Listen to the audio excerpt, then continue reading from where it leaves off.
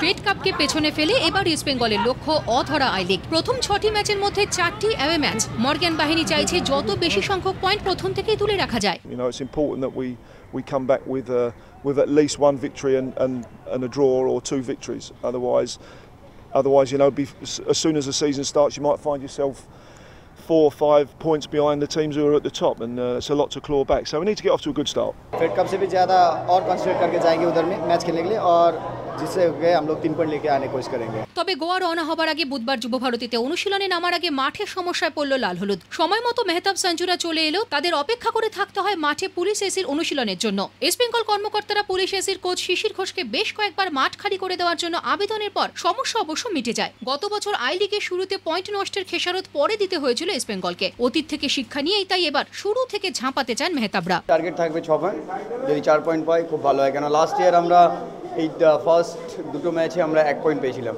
তো এটা একটা ডিফিকাল্ট হয়ে যায় চ্যাম্পিয়নশিপের জন্য। ওখানে আমাদের 5 পয়েন্ট কমে গেছিলো, তো যদি আমরা অ্যাটলিস্ট 4 পয়েন্টও পাই তাহলে আমার মনে হয় খুব ভালো হয়।